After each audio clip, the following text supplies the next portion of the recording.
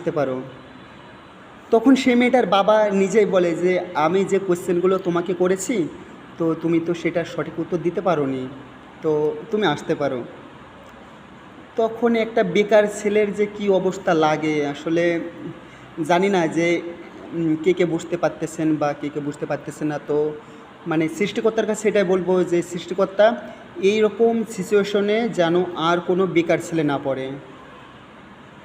তো আসলে অনেক কষ্ট নিয়ে কথাটা বলতে হচ্ছে, তারপর কী বলবো, কষ্ট করে তো কিছু নেই, কপালে যে লিখন সেটা তো হবেই, সেটা আজ হোক কাল হোক কপালের লিখন হতেই হবে, এটা মাস্ট, এটা বাধ্যতামূলক।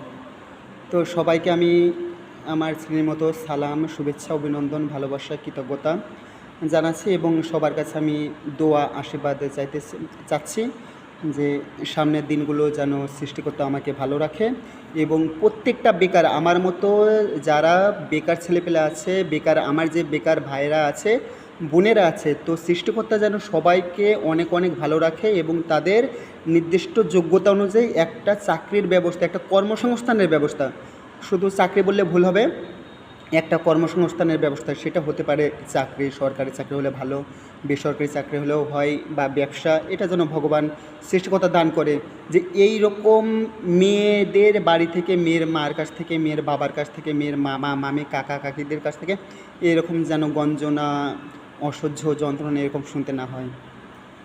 এরপরেও আছে অনেক ব্যতিরিক্ত মেয়ের মা বাবাও আছে যেগুলো বলে না আমি যে ছেলেকে দেখেছি সেই ছেলেকেই মেয়েটাকে তুলে দেব, সে যতই গরিব হোক আর যতই বেকার হোক, অশিক্ষিত হোক, আমি সেই ছেলেটাকে দেব।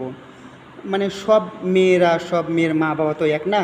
তো আমি তাদের প্রতি সম্মান জানাই, যে সকল মেয়েরা বা মেয়ের মা বাবা, মেয়ের আত্মীয়স্বজন তাদের কথা দিয়ে দীর্ঘ 4-5 বছরের কথাটা মানে কথা দিয়ে পরবর্তীতে যেন তারা বলেন না বলে যে সময়টা পরিবর্তন হয়ে গেছে। আসলে তারা খুব সহজে বলে ফেলে যে সময়টা পরিবর্তন হয়ে গেছে, কিন্তু এর যে কতখানি আঘাত শুধুমাত্র ওই ছেলেটাই জানে।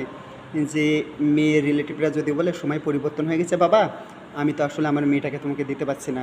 তো সৃষ্টিকর্তার কাছে এটাই বলবো, ভিডিওটা অনেক বড় হয়ে যাচ্ছে, সৃষ্টিকর্তার কাছে এটাই বলবো যে সৃষ্টিকর্তার সকল বেকার ভাই বোনেদের তুমি কর্মসংস্থানের সৃষ্টি করে দাও। আর তুমি যার কপালে যাকে লেখনি তো তার সাথে তাকে দেখা করিও না।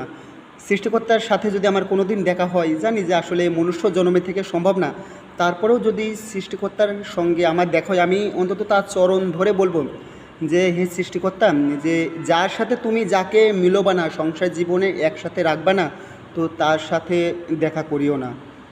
তো ধন্যবাদ সবাইকে, রাখি।